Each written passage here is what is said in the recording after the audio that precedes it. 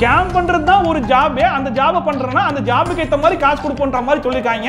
அதுக்கப்புறம் தான் அவன் ஸ்டேஷனுக்கே வந்திருக்கான். இது நம்ம லிஸ்ட்லயே இல்லையே. அடேங்கப்பா. அந்த ஆபீஸ் பக்கத்துல 800 மீட்டர்லயே ஒரு போலீஸ் ஸ்டேஷன் இருந்திருக்கு. அங்க போயிட்டு கம்ப்ளைண்ட் பண்ணலாம். இந்த 2 பசங்க போகும்போது இந்த 2 பசங்களுக்கு முன்னாடியே ஒரு பையன் அங்க இருந்திருக்கான். இதே கம்ப்ளைண்ட். இது வரைக்கும் நம்ம பார்த்த ஸ்கேம் எல்லாம் ஒண்ணுமே இல்லடா அப்படிங்கிற அளவுக்கு இப்ப நடந்த ஸ்கேமை மட்டும் கேட்டீங்கன்னு வைங்களேன், சும்மா ஆடி போயிருவீங்க, அசந்து போயிருவீங்கன்ற அளவுக்கு இறங்கி சிறப்பான செய்கை ஒன்று பண்ணியிருக்காங்க. அண்ட் குறிப்பா உங்களோட ஃப்ரெண்ட்ஸ் யாரெல்லாம் வந்து ஜாப் சர்ச் பண்ணியிருக்காங்களோ அவங்களுக்கு இந்த வீடியோ மறக்காம ஷேர் பண்ணிருங்க. இப்படிப்பட்ட ஸ்கேம்ல மாட்டாம இருப்பாங்க. அண்ட் இதுக்கு முன்னாடி பார்த்த ஸ்கேம் எல்லாமே என்ன பண்ணுவாங்க, ஒன்னு ஆன்லைன்ல வந்து சேட் பண்ணுவாங்க, இல்லைன்னா போன் கால்ல நல்லா வாழைப்பழம் மாதிரி பேசுவாங்க. குறிப்பா அவனுடைய போட்டோஸோ அவன் இமேஜோ எதுவுமே தெரிஞ்சிடக்கூடாதுன்றதுக்காக முழுக்க முழுக்க எல்லாமே ஃபேக் ஐடியாவே யூஸ் பண்ணுவாங்க இல்லையா? அது ஃபேக். பட் இந்த வாட்டி என்ன பண்ணிட்டாங்கன்னா சிட்டிக்கு நடுவில் ஒரு பெரிய ஆபீஸை போட்டு எல்லாம் ஹைஃபையா டிப் டாப்பா ட்ரெஸ் எல்லாம் மாட்டிக்கிட்டு அண்ட் எல்லாத்தையும் ஆபீஸ்க்கு வர வச்சு ஒரு ஸ்கேம் ஒன்று பண்ணிட்டு இருக்காங்க. பணம் நிறைய கட்ட வேண்டியிருக்கும். உங்களால முடியுமா? பணத்தை பத்தி கவலைப்படாதீங்க முதலாளி. சோ இவனுங்க இந்த ஸ்கேமை எப்படி எல்லாம் பிளான் பண்ணி பண்றானுங்க, உங்களுக்கு எப்படி இந்த வலைக்குள்ள விழ வைக்கிறாங்க, அண்ட் உங்ககிட்ட இருந்து எவ்வளவு காசை பறிக்கிறதுக்காக இந்த ஸ்கேம் எல்லாம் பண்றாங்க, என்ன ஏது அப்படிங்கறது ஃபுல்லாவே டீடைல்டா சொல்றேன் வாங்க. ஒண்ணு விடாம போடாதுன்னு சொல்றேன் சார். சொல்லு. ஒரு கிராமத்துல இருக்கக்கூடிய ஒரு பையன் ஒரு ஆட் ப்ரமோஷனை பார்க்கறான். அதுல என்னன்னா இந்த அமேசான் வேர் ஹவுஸ்ல போயிட்டு இந்த பில்லிங் பேக்கிங்லாம் இருக்கும் பாத்தீங்களா, அப்படிப்பட்ட ஒரு ஜாப். அந்த ஜாபுக்கு எக்கச்சக்கமான salary வந்து கொடுக்குறாங்க அப்படிங்கறத தெரிஞ்சிட்டு ஃபோன் பண்ணி கேட்கறான். அப்ப அங்க என்ன சொல்றாங்க அப்படின்னா, அதாவது உங்களுக்கு வந்து பயங்கரமான salary பேக்கேஜ் எல்லாம் வந்து கொடுத்துருவோம். அண்ட் நீங்க வரும்போது ஒரு 4 பேரை கூட்டுவாங்க. ஏன்னா 4 பேரா வந்துட்டீங்கன்னா ஒரு ரூம்ல 4 பேர் நான் ஒண்ணாவே வந்து போட்டுருவோம். சோ நீங்க ஃப்ரெண்ட்ஸா 4 பேர் கம்ஃபர்டபிளா இருந்துக்கலாம் அப்படிங்கிற மாதிரிலாம் சொல்றாங்க. உடனே இந்த பையன் வந்து சரி ஓகே ஆட் ப்ரமோஷன் சொன்னா இவனும் நம்ப மாட்டாங்க, என் ஃப்ரெண்டே அங்க தான் ஒர்க் பண்றான்ற மாதிரி சொல்லலாம் அப்படின்னு சொல்லி முடிவு பண்ணி எல்லாத்தையும் போய் சொல்றான். என் ஃப்ரெண்டே இந்த மாதிரி தான் ஒர்க் பண்றான், நல்ல ஜாபா, நல்ல சேலரியா, என்ன சொல்றீங்கன்னு கேட்கும்போது மத்தவங்க எல்லாம் வரலன்ட்டாங்க. ஒருத்த மட்டும் மச்சான் நான் வரேன் அப்படிங்கிற மாதிரி சொன்ன உடனே அந்த 2 பேர் என்ன பண்றாங்க, சரி போலாம் அப்படிங்கிற மாதிரி டிசைட் பண்ணிட்டு கிளம்புறாங்க. அண்ட் இந்த ஜாபை பத்தி அவங்க என்னென்ன சொல்லியிருக்காங்கன்னு சொல்லி கேட்டீங்கன்னா, நீங்களே அந்த வேலைக்கு போலான்ற அளவுக்கு உங்களுக்கு ஆசை வந்துடும். அதாவது இந்த ஜாபுக்கு யாரெல்லாம் எலிஜிபிள்னு கேட்டீங்கன்னா 10th முடிச்சவங்களோ 12th முடிச்சவங்களோ ஐடிஐ இல்லைன்னா டிகிரி முடிச்சவங்க யார் வேணாலும் இந்த வேலைக்கு வரலாம், 38 வயசுக்கு உள்ள இருக்கவங்க யார் வேணாலும் வரலான்ற மாதிரி போட்டிருக்காங்க. அண்ட் என்னென்ன பெனிஃபிட்லாம் இருக்குன்னு கேட்டீங்கன்னா நீங்களே வாயை பொழந்துருவீங்கன்ற அளவுக்கு ஃபர்ஸ்ட் ட்ரைனிங்கை பொறுத்த வரைக்கும் உங்களுக்கு வந்து 18,000 20,000 வரைக்கும் சம்பளம் கொடுப்பாங்களா. அண்ட் ட்ரைனிங் முடிஞ்ச அடுத்த மாசமே 28,500 ரூபாய் வந்து சம்பளமா கொடுப்பாங்களா. ஒருவேளை எக்ஸ்பீரியன்ஸ் இருந்துச்சுன்னு வைங்களேன் 37,000 ரூபாய் சம்பளம் கொடுப்பாங்களாமா. அதாவது நார்மல் சம்பளத்துல 30% ஹைக் கொடுத்துருவாங்க. இது ஒவ்வொரு வருஷமும் ஏறிக்கிட்டே இருக்கும் அப்படிங்கிற மாதிரி சொல்லியிருக்காங்க. மண்டே டு சாட்டர்டே வரைக்கும் ஒர்க் இருக்கும். ஒருவேளை சண்டே வந்து லீவு, சண்டேயும் நான் ஒர்க் பண்றேன் அப்படிங்கிற மாதிரி நீங்க முடிவு பண்ணீங்கன்னா அது டபுள் சேலரியில வந்துடும். 100% அட்டெண்டன்ஸ் கொடுத்தீங்கன்னா அதுக்கு தனியா இன்சென்டிவ், அது டிராவல் வந்து உங்களுக்கு ஃப்ரீ, ரூம் வந்து ஃப்ரீ, சாப்பாடு வந்து ஃப்ரீன்னு சொல்லிட்டு இவ்வளவு ஃப்ரீ அண்ட் சம்பளமும் இவ்வளவு கொடுக்குறாங்க. வேலையும் வந்து காலைல 9 மணில இருந்து ஈவினிங் 5 மணி வரைக்கும் தான். என்ன அருமையான தொழிலா இருக்கியா. அண்ட் ஈவினிங் 5 மணிக்கு மேல ஒர்க் பண்ணணும்னு டிசைட் பண்ணா கூட நீங்க ஒர்க் பண்ணிக்கலாமா. ஒரு மணி நேரத்துக்கு 200 ரூபான்னு சொல்லிட்டு ஒரு நாளைக்கு 4 மணி நேரம் வேலை பார்த்துக்கலாமா. சோ ஒரு நாளைக்கு 800 ரூபாய் ஓட்டில மட்டுமே சம்பாதிக்கலாம்னு சொல்லியிருக்காங்க. நீ செய்யற உதவிக்கு உனக்கு என்ன கைமாறு பண்ண போறேடா. அண்ட் இன்டர்வியூ மட்டும் தான் பெங்களூர்ல இருக்கிற ஆபீஸ்ல நீங்க வந்து அட்டெண்ட் பண்ணனும். ஒருவேளை ஜாப் கன்ஃபார்ம் ஆயிடுச்சு அப்படிங்கிற பட்சத்துல பெங்களூர்ல ஜாயின் பண்றதுனாலும் ஜாயின் பண்ணலாம். சென்னை, கோயம்புத்தூர், ஹோசூர், சேலம், கேரளா அப்படின்னு சொல்லிட்டு உங்களுக்கு எதெல்லாம் பக்கத்துல இருக்கோ எங்க வேணாலும் நீங்க போயிட்டு ஆபீஸ்ல ஜாயின் பண்ணிக்கலாம் அப்படிங்கிற மாதிரி வாய்க்கு வந்ததெல்லாம் இஷ்டத்துக்கு அடிச்சு விட்டுருக்காங்க. கண்டுக்காதீங்க. தெரிஞ்சுக்கிட்டியா? அண்ட் இந்த ஸ்கேம்ல இவங்க யாரெல்லாம் டார்கெட் பண்றாங்கன்னு சொல்லி பாத்தீங்கன்னா ஸ்டடீஸை ஒழுங்கா கம்ப்ளீட் பண்ணாம 10th 12th ஓட முடிச்சவங்க அண்ட் ஜாப் கிடைக்காம சுத்திட்டு இருக்காங்க, ரொம்ப நாளா ஜாப் சர்ச் பண்ணிட்டு இருக்காங்க, இல்ல கம்மி சம்பளத்துல வேலை பார்த்துட்டு இருக்காங்க. இவங்க எல்லாருக்குமே என்ன தோணும் அப்படின்னா, அதாவது ஒரு பில்லிங் வேலை தான், ஒரு பேக்கிங் வேலை தான், இதுக்கு போயிட்டு கிட்டத்தட்ட 35,000 40,000 வரைக்கும் சம்பாதிக்க முடியுமா, இத்தனைக்கும் சாப்பாடு ஃப்ரீ, தங்குற இடம் ஃப்ரீ, எல்லாமே ஃப்ரீன்னு வர சொல்றாங்களே அப்படிங்கிற மாதிரி ஒரு பேராசையை தூண்டுறாங்க. பாத்தீங்களா, இந்த பேராசையை வச்சு தான் இந்த ஸ்கேமே பண்றாங்க. இந்த விவரம் தான் என் மூலதானா. அண்ட் எந்த ஆபீஸ்லயாச்சும் இன்டர்வியூக்கு வரதுக்கு முன்னாடி நீங்க வந்து பஸ் டிக்கெட் எடுத்துருப்பீங்களா, அந்த பஸ் டிக்கெட்லாம் அனுப்புங்க அப்பதான் நான் நம்புவேன் அப்படிங்கிற மாதிரிலாம் சொல்லுவாங்களா. இவங்க சொல்லியிருக்காங்க நீங்க பஸ் டிக்கெட் அனுப்புங்க அப்பதான் நாங்க கன்ஃபார்ம் பண்ணுவோம் அப்படிங்கிற மாதிரி கேட்டு இவங்க பஸ் டிக்கெட்லாம் அனுப்பிச்சதுக்கு அப்புறம் சரி ஓகே நாளைக்கு இந்த இடத்துக்கு வந்திருக்கு அப்படிங்கிற மாதிரி ஒரு இடத்துக்கு வர சொல்லியிருக்காங்க. அந்த இடத்துல இருந்து ஆபீஸ் லொகேஷன் அனுப்பிச்சு ஆபீஸ்க்கு வர சொல்லிட்டாங்க. அண்ட் இந்த ஆபீஸை பார்த்தீங்க அப்படின்னா ஒவ்வா அப்படியே வாயை போலக்கிற அளவுக்கு அவ்வளோ பெரிய ஆபீஸா, உள்ள இருக்கிற எல்லாருமே அப்படியே கோட் சூட்லாம் போட்டு டிப் டாப்பா இருக்காங்களா. ஒரு இன்டர்வியூவை ப்ராப்பரா எப்படி கண்டக்ட் பண்ணுவாங்களோ அதை விட பயங்கரமா கண்டக்ட் பண்ணிருக்காங்க. உள்ள போன உடனே ஆளுக்கு ஒரு சாண்ட்விச், டீ, காபின்னு சொல்லிட்டு அப்படியே எல்லாருக்கும் என்ன தேவையோ எல்லாத்தையும் எடுத்து கொடுத்துருக்காங்க. அண்ட் ஒவ்வொருத்தருக்கும் 15 நிமிஷம் இன்டர்வியூ எடுத்து எல்லாரையும் செலக்டட்ன்ற மாதிரி அமைச்சிருக்காங்க. அண்ட் இன்டர்வியூக்கு போறதுக்கு முன்னாடி என்ன சொல்லிருக்காங்க அப்படின்னா, நீங்க இந்த இன்டர்வியூக்கு வரும்போது எதுவுமே நீங்க காசெல்லாம் பே பண்ண தேவையில்லை. ஆனா நீங்க ஜாப்ல சேர்ந்ததுக்கு அப்புறமா ஃபர்ஸ்ட் மந்த் salary வாங்குவீங்க பாத்தீங்களா, அந்த salary இருந்து ஒரு 4000 ரூபாய் மட்டும் நீங்க எங்களுக்கு பே பண்ணணும் அப்படிங்கிற மாதிரி சொல்லிருக்காங்க. ஆனா இங்க போனதுக்கு அப்புறமா இன்டர்வியூ முடிஞ்ச உடனே நீங்க இப்பவே செலக்ட் ஆயிட்டீங்க, நீங்க இப்பவே உடனே ஜாப்ல ஜாயின் பண்ண போறீங்க, சோ இப்பவே அந்த 4000 ரூபாய் கட்டுங்க அப்படிங்கிற மாதிரி சொல்லிருக்காங்க. என்னங்க நீங்க அப்படி சொன்னீங்கன்னு கேட்டா, இல்ல நீங்க கெட்டதுனா நீங்க உங்களுக்கு ஜாப் கன்ஃபார்ம் ஆகும், இல்லனா பாத்துக்கலாம் அப்படிங்கிற மாதிரி சொன்னா, இல்ல நாங்க உடனே கன்ஃபார்ம் பண்ணிக்கிறோம் அப்படின்னு சொல்லிட்டு அந்த பையனுக்கும் சரி ஓகே நமக்கு ஜாப் கன்ஃபார்ம் ஆகுதே அப்படின்னு சொல்லி யோசிச்சுட்டு உடனே அந்த 4000 ரூபாயும் கட்டிருக்காங்க. அந்த 4000 ரூபாய்க்கு ரிசிப்ட் வேற கொடுத்திருக்காங்க. சோ இப்போ வரைக்குமே அங்க போன எல்லா கேண்டிடேட்டுக்குமே எப்படி இருந்திருக்கும்னா, அப்பா இவ்வளவு பெரிய ஆபீஸ், எவ்வளவு ஜெனுவனான ஆட்களா இருக்காங்க. ஆனா என்ன அந்த 4000 ரூபாய் மட்டும் பின்னாடி கட்ட சொன்னாங்க, முன்னாடி கட்ட சொல்லிட்டாங்க. சரி ஓகே எப்படியும் கட்ட போறோம், அது முன்னாடியே கட்டிட்டோம் அப்படிங்கிற மாதிரி தானே இருக்கு. இதுக்கப்புறம் என்ன பண்றாங்க அப்படின்னா, உங்களுக்கு எந்த லொகேஷன்ல ஜாப் வேணும் அப்படிங்கிற மாதிரி கேட்கறாங்க. சென்னை, சேலம், கேரளா இப்படின்னு சொல்லிட்டு பெங்களூர் இல்லாம வேற லொகேஷன் சொன்னவங்களுக்குலாம் சரி ஓகே ஒருத்தருக்கு ஒரு கான்டாக்ட் நம்பரை கொடுத்து நீங்க ஜாயின் பண்ணும்போது இவங்களுக்கு கால் பண்ணி கேட்டுட்டு நீங்க போய் ஜாயின் பண்ணிக்கலாம் அப்படிங்கிற மாதிரி சொல்லி அனுப்பிச்சிடுறாங்க. யாரெல்லாம் பெங்களூர்லயே ஜாயின் பண்றேன் அப்படிங்கிற மாதிரி சொல்றாங்களோ அவங்களுக்கு என்ன சொல்றாங்க அப்படின்னா, சரி ஓகே உங்களுக்கு நாங்க பிஜி அரேஞ்ச் பண்ணிருக்கோம், அந்த பிஜில போயிட்டு நீங்க ஸ்டே பண்ணிக்கோங்க அப்படின்னு சொல்லிட்டு ஒரு அட்ரஸ் கொடுத்து அனுப்பியிருக்காங்க. இந்த ஆபீஸ்ல இருந்து அந்த பிஜி கிட்டத்தட்ட 60 கிலோமீட்டர் தள்ளி இருக்கு. ஏத்தத்திலயும் இறக்கத்திலயும் கூட்டி போறானே, எந்த ஊருக்கா கூட்டி போற? இதோட 11 கிலோமீட்டர் ஆகி போச்சியா? அந்த 60 கிலோமீட்டர் தாண்டி போய் பார்த்தா ஒரு காடு. அந்த காட்டுல ஒருத்தர் இருந்திருக்காப்ல, தம்பி நீங்க வருவீங்கன்ற மாதிரி சொன்னாங்க, கரெக்டா வந்துட்டீங்களா, சரி ஓகே நான் ஒரு ஆட்டோ ஏத்தி விடுறேன்ப்பா, அந்த ஆட்டோல போயிட்டு நீங்க பிஜில இறங்கிக்கோங்கன்னு சொல்லிட்டு அங்கேருந்து ஒரு 10 கிலோமீட்டர் போக சொல்லியிருக்காப்ல. பட் அதுக்கு முன்னாடி இந்த பிஜி வந்து ஃப்ரீன்னு சொல்லியிருந்தாங்க பாத்தீங்களா, அதுக்கு சர்வீஸ் சார்ஜா ஆளுக்கு 1000 ரூபாய் மட்டும் கொடுங்கப்பா அப்படிங்கிற மாதிரி கேட்டிருக்காப்ல. என்னங்க ஃப்ரீன்னு சொன்னாங்க, நீங்க 1000 ரூபாய் கேட்குறீங்கன்னு சொல்லி கேட்டா, இல்லப்பா இதுக்கு முன்னாடி வந்த பசங்க அந்த ரூம்ல இருக்கக்கூடிய டிவி பெட் எல்லாம் தூக்கிட்டு ஓட்டாங்க, அதனால ஒரு 1000 ரூபாய் கேட்க சொன்னாங்க, சேஃப்டிக்கு தான்ப்பா, நீங்க போகும்போது திருப்பி கொடுத்துருவோம்ப்பா அப்படிங்கிற மாதிரி சொல்லியிருக்காங்க. இவரும் யோசிச்சுட்டு சரி அப்படியா சரி ஓகேன்ட்டு ஆளுக்கு 1000 ரூபாய் அந்த ஆள்கிட்ட பே பண்ணிட்டு அவர் ஒரு ஆட்டோ ஏத்தி விட்டுருக்காப்ல. அந்த ஆட்டோ இன்னும் நடு காட்டுக்கு போயிருக்கு. அந்த காட்டுக்குள்ள ஒரே ஒரு ஹோட்டல், அந்த ஹோட்டல்ல போய் இறங்கி விட்டுட்டு அந்த ஆட்டோ டிரைவர் போயிட்டாப்ல.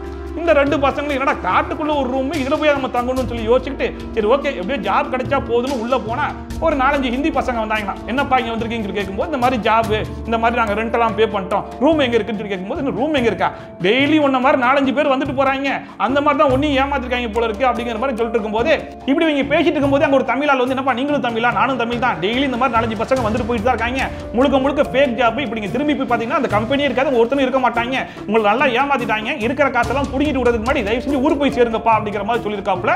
அண்ட் அங்க இருக்கிற ஒவ்வொருத்தரும் பேசுறதெல்லாம் வச்சு பார்க்கும்போது எவன் உண்மையை பேசுறான், எவன் வந்து ஸ்கேமர், அவங்களுக்கு இவங்களுக்கு லிங்க் இருக்குமா என்ன ஏதுன்னு சொல்லிட்டு பயங்கரமா பயந்து வெளியே ஓடி வந்திருக்காங்க. ஒரே ஒரு ஆட்டோ மட்டும் இருந்திருக்கு. அந்த ஆட்டோ டிரைவர்கிட்ட போய் கெஞ்சிருக்காங்க, அண்ணா இந்த காட்டை விட்டு தயவு செஞ்சு கொண்டு போய் சிட்டியில மட்டும் விட்டுருனே, எங்களை தயவு செஞ்சு காப்பாத்துக்கணே அப்படிங்கிற மாதிரி கெஞ்சி கதறினதுக்கு அப்புறம் அந்த பசங்களை ஆட்டோல ஏற்றிட்டு போய் நேரா கொண்டு போய் மெயின் ரோட்ல இறக்கி விட்டு போயிட்டாரு போல இருக்கு. அந்த மெயின் ரோட்ல இறங்கினதுக்கு அப்புறமா அந்த பசங்களுக்கு என்ன பண்றது ஏது பண்றதுன்னு தெரியாம பதறி இருக்காங்க.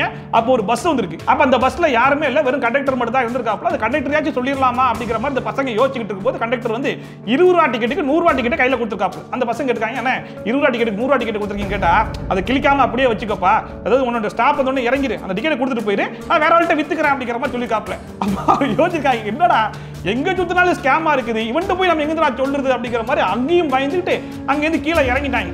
கீழே இறங்கினதுக்கு அப்புறமா பக்கத்துல இருக்கிற ஸ்டேஷன்ல போய் கம்ப்ளைண்ட் பண்ணலாமா வேணாமான்னு யோசிச்சுட்டு இருக்கும்போது அவங்களுக்கு தெரிஞ்ச அண்ணனுக்கு கால் பண்ணிருக்காங்க. அந்த அண்ணன் சொல்லியிருக்காப்ல, வரதுக்கு முன்னாடி கண்டிப்பா நீங்க வந்து போலீஸ் கம்ப்ளைண்ட் கொடுத்துட்டு வந்துருங்க, நான் பேமெண்ட் கூட போட்டு விடுறேன் அப்படிங்கிற மாதிரி பேமெண்ட் போட்டு விட்டுருக்காங்க. இந்த பசங்க பக்கத்துல இருக்கிற ஸ்டேஷன்ல போய் கம்ப்ளைண்ட் பண்ணும்போது, நீங்க இங்க கம்ப்ளைண்ட் பண்ண முடியாது, அந்த ஆபீஸ் எங்க இருக்கு அங்க போய் கம்ப்ளைண்ட் பண்ணுங்க அப்படிங்கிற மாதிரி சொன்ன உடனே அது 60 கிலோமீட்டர் தாண்டி இருக்கு.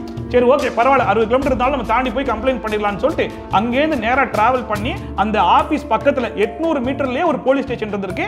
அங்க போயிட்டு கம்ப்ளைண்ட் பண்ணலாம்னு ரெண்டு பசங்க போகும்போது இந்த ரெண்டு பசங்களுக்கு முன்னாடியே ஒரு பையன் அங்க இருந்திருக்கான். இதே கம்ப்ளைண்ட். அந்த பையனோட போய் உட்காருங்கப்பா அப்படிங்கிற மாதிரி உட்கார வச்சிட்டாங்க. கிளாமரப்பில் சேம் அப்பில். அப்ப அந்த பையன்கிட்ட நீ எப்படா ஸ்கேம்ன்றத உணர்ந்த அப்படிங்கிற மாதிரி கேட்கும்போது அந்த பையனுக்கும் இதே மாதிரி வேற ஒரு காடு, வேற ஒரு காட்டுக்குள்ள வேற ஒரு ஹோட்டல்னு சொல்லிட்டு அங்க கொண்டு போய் இறக்கி விட்டுருக்காங்க. அங்க இருக்கவங்க இன்னும் மோசமா எல்லாரும் மாஸ்க் எல்லாம் போட்டு வந்து பயங்கரமா மிரட்டி காசு இருந்தா கொடு காசு இருந்தா கொடுன்னு சொல்லி மிரட்டி இருக்காங்க. என்ற பர்ஸ்லிங் காசு இல்ல ஜிபேலிங் காசு இல்லன்னு சொல்லி எடுத்து காமிச்சிருக்காங்க. வெறும் 100 ரூபா 150 ரூபா தான் இருந்திருக்கிறத பார்த்துட்டு அப்ப கிளம்புடா அப்படிங்கிற மாதிரி துரத்தி விட்டுருக்காங்க. அந்த பையன் அங்கேருந்து நேரா வந்து இங்க ஸ்டேஷன்ல கம்ப்ளைண்ட் கொடுத்து உட்கார்ந்திருக்கான். எனக்கு முன்னாடி நீ ஏன்னா உங்க நிலைமை தான் கவலைக்கிடமா இருக்கு. அப்ப இவங்க 3 பேரும் கம்ப்ளைண்ட் கொடுத்ததால போலீஸ் ஸ்டேஷன்ல இருந்து அந்த ஸ்கேம் பண்ண பர்சனுக்கு கால் பண்ணி கூப்பிட்டுருக்காங்க. அவனும் உடனே கிளம்பி ஸ்டேஷனுக்கு வந்திருக்கான். நேரா வந்தோடனே இந்த 3 பசங்களும் பார்த்து ஏண்டா நீங்க என்கிட்டயே வந்துருக்கலாமே, எதுக்கு ஸ்டேஷனுக்கு வந்தீங்க அப்படிங்கிற மாதிரி கேட்டுட்டு நேரா போயிட்டு அந்த போலீஸ் கிட்டே பேசி ரீஃபண்ட் ஃபார்ம் அப்படிங்கிற மாதிரி ஒரு ஃபார்ம்ல சைன் வாங்கிட்டு 3 பேருக்கும் 3500 ரூபாய் ரீஃபண்ட் பண்ணிட்டாங்க.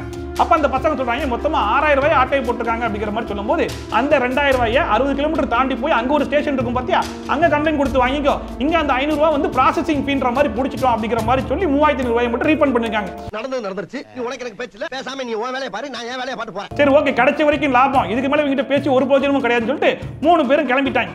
சரி ஓகே, இது வரைக்கும் பார்க்கும்போது ஏதோ ஒரு இடத்துல இது ஸ்கேம் மாதிரி தெரியலையே, ஜென்யூன் மாதிரி கூட இருக்கலாமே. ஏன்னா ரீஃபண்ட்னு சொல்லிட்டு 4000 ரூபாய் வாங்கிட்டு 3000 ரூபாய் ரீஃபண்ட் பண்ணிட்டாங்களே அப்படிங்கிற மாதிரி தோணுதா இல்லையா? இதுக்கப்புறம் தான் பயங்கரமான ட்விஸ்டே இருக்கு. இந்த விஷயத்தை என்கிட்ட சொல்லவே இல்லையா? எனக்கே இப்பதான் தெரியும். இந்த 2 பசங்க கம்ப்ளைண்ட் கொடுக்க போகும்போது ஒரு பையன் ஆல்ரெடி அங்க உட்கார்ந்துருந்தான் பாத்தீங்களா, அந்த பையன் என்ன பண்ணிருக்கான், எனக்கு ரூம் கூட வேணாங்க, இந்த ஜாப் கிடைச்சா மட்டும் போதும், ஏன்னா ஜாப் நம்பி தான் இந்த ஊருக்கே வந்தேன், நான் வெளியே ரூம் எடுத்துக்கிறேன், எனக்கு ஜாப் மட்டும் கொடுங்க, என்ன ஜாப் அப்படின்னு சொல்லி கேட்டா, அதாவது இதே மாதிரி டெய்லி 40 பேருக்கு போன் பண்ணி வர வைக்கணுமா, நீ எத்தனை பேரை வர வைக்கிறன்ற மாதிரி மந்த்லி கால்குலேட் பண்ணி அதுக்கேற்ற மாதிரி உனக்கு பேமெண்ட் கொடுப்போன்ற மாதிரி சொல்லியிருக்காங்க. அதாவது ஸ்கேம் பண்றது தான் ஒரு ஜாபே, அந்த ஜாபை பண்றேன்னா அந்த ஜாபுக்கு ஏற்ற மாதிரி காசு கொடுப்போன்ற மாதிரி சொல்லியிருக்காங்க. அதுக்கப்புறம் தான் அவன் ஸ்டேஷனுக்கே வந்திருக்கான். ஏமாத்தி போட்டாங்க பெரியப்பா, நல்லா நம்ப வச்சு மோசம் பண்ணிட்டாங்க பெரியப்பா. அண்ட் இதுக்கு மட்டும் நம்ம பார்த்த ஸ்கேம் எல்லாமே தன்னுடைய ஐடியா ஃபுல்லாவே மறைச்சு வெறும் போன்லயோ இல்ல ஆன்லைன்ல மட்டுமே கான்டாக்ட் பண்ணி ஒருத்தனை மட்டுமே டார்கெட் பண்ணி அவங்க கிட்ட சில லட்சங்களை வாங்குறதுக்கு ட்ரை பண்ணுவாங்க இல்லையா. பட் இவங்க கொஞ்சம் டிஃபரெண்டா ஒரு ஆபீஸை போட்டு அந்த ஆபீஸ்க்குள்ள ஒரு 40 பேரை டெய்லி வர வச்சு ஒரு நாளைக்கு 1.5 லட்சம்னு சொல்லிட்டு ஒரு மாசத்துக்கு கிட்டத்தட்ட 40 லட்சம் ரூபாய் வந்து சம்பாதிச்சுட்டு இருக்காங்க. அண்ட் இதுல வந்து இந்த ரீஃபண்ட் கேட்டு வரதோ இல்ல வந்து போலீஸ்ல போயிட்டு கம்ப்ளைண்ட் பண்றதோ வெறும் 1% இருப்பாங்க. ஏன்னா மத்த எல்லாருக்கும் என்ன மைண்ட் செட் இருக்கும் அப்படின்னு சொல்லி பாத்தீங்கன்னா, இந்த காட்டுக்குள்ள வேலையா, எனக்கு வேணாடா, இந்த இடத்தை விட்டு தப்பிச்சு போனா மட்டும் போதுடான்னு சொல்லிட்டு கதிக்கலைங்க அங்க இருந்து ஓடுறவங்க தான் அதிகமா இருப்பாங்க. அண்ட் அதையும் மீறி ஒரு சில பேர் இந்த மாதிரி எனக்கு என்ன ஜாப்னு கொடுங்க நான் பண்றேன் அப்படின்னு சொல்லி கேட்டு இந்த ஜாபை கேட்டு ஓடுறவங்க பல பேர் இருந்தாலும் சில பேர் வர வழி இல்லாம சரி ஓகே இந்த ஜாபை கூட பண்றேன்னு சொல்லி மாறுறதுக்கான வாய்ப்புகளும் நிறைய பேர் இருக்கலாம்.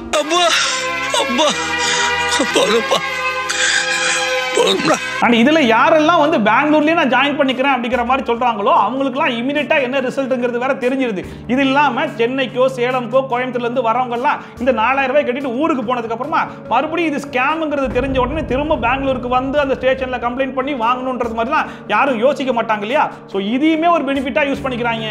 ஐயோ பெருமாளே, யாருக்கும் ஒழுக்கம் இல்ல, யாருக்கும் பொறுப்பு இல்ல, யாருக்கும் இரக்கம் இல்ல. முன்னாடி எல்லாம் ஸ்கேம் அப்படின்னா நார்த் சைடுல ரொம்ப காம்ப்ளிகேட்டடான ஒரு லொகேஷன்ல போய் உட்கார்ந்துட்டு ஸ்கேம் பண்ணுவாங்க அப்படிங்கிற மாதிரிலாம் கேள்விப்பட்டிருப்போம். இப்போ அப்படியே கொஞ்சம் கொஞ்சமா முன்னேறி சிட்டி வரைக்கும் வந்துட்டாங்க. ஸோ இதுல வந்து அவங்கள குறை சொல்லி பிரயோஜனமே கிடையாது. முழுக்க முழுக்க நம்ம தான் அவேர்னஸா இருந்துக்கணும் அப்படிங்கிற மாதிரி தான் இருக்கு.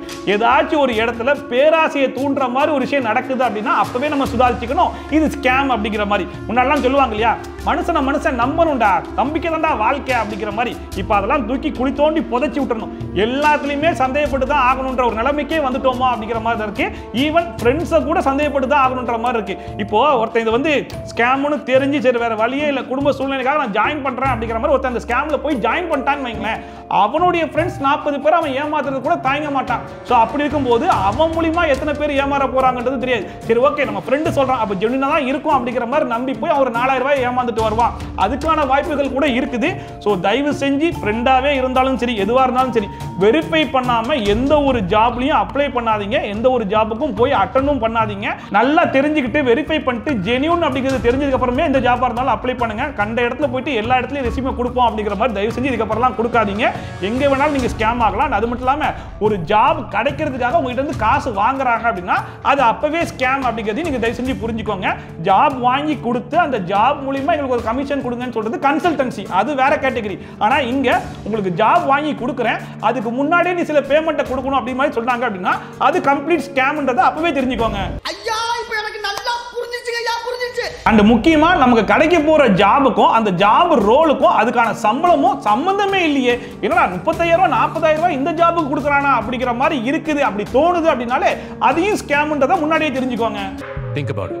All the very best. And இப்படிப்பட்ட இந்த ஸ்கேம் வந்து பெங்களூர்ல மட்டும் தான் நடக்குதான்னு சொல்லி கேட்டீங்கன்னா எல்லா இடத்துலயுமே நடக்குது. நிறைய ஃப்ரெண்ட்ஸ் வந்து பாதிக்கப்பட்டிருக்காங்க அப்படிங்கிற மாதிரி நம்மளுடைய சப்ஸ்கிரைபர் வந்து சொன்னாங்க. ஸோ தயவு செஞ்சு இது ஒரு அவேர்னஸ் வீடியோவா போடுங்க. இந்த வீடியோ மூலியமா நிறைய பேர் வந்து இந்த விஷயத்தை தெரிஞ்சுக்கிட்டோம், இதுக்கப்புறம் யாரும் ஏமாறாம இருக்கட்டும் அப்படிங்கிற மாதிரி கேட்டிருந்தாங்க. ஸோ அதனால தான் இந்த வீடியோ வந்து நான் ஷேர் பண்ணேன். ஸோ முடிஞ்ச அளவுக்கு உங்களுடைய சர்க்கிளில் யாரெல்லாம் வந்து சீரியஸாக ஜாப் சர்ச் பண்ணியிருக்காங்களோ அவங்களுக்கு இந்த வீடியோ மறக்காம ஷேர் பண்ணுங்க. அண்ட் உங்களுடைய ஃப்ரெண்ட்ஸ் அண்ட் ஃபேமிலிக்கு இந்த மாதிரி அவேர்னஸை முடிஞ்ச அளவுக்கு கிரியேட் பண்ணுங்க. யாரும் இப்படிப்பட்ட ஸ்கேம்ல மாட்டாம இருக்கிறதுக்கு நம்ம முடிஞ்ச அளவுக்கு ட்ரை பண்ணுவோம். ஏமாத்திரமா ஏமாத்திட்டே தான் இருப்பான், கடைசி வரைக்கும் நம்ம தான் ஏமாறாம இருக்கிறதுக்கு ட்ரை பண்ணணும் அப்படிங்கிற மாதிரி தான் ஒரு காலகட்டத்துக்கு நம்ம வந்தாச்சு. ஸோ முடிஞ்ச அளவுக்கு அவேர்னஸை ஸ்ப்ரெட் பண்ணுங்க அப்படிங்கிறத கேட்டுக்கிட்டு மீண்டும் வேற ஒரு சூப்பரான வீடியோட சூப்பரான ரிவ்யூல சூப்பரான ட்ரோலோட சந்திக்கலாம். ஷாப்பி, tata, bye bye and take care.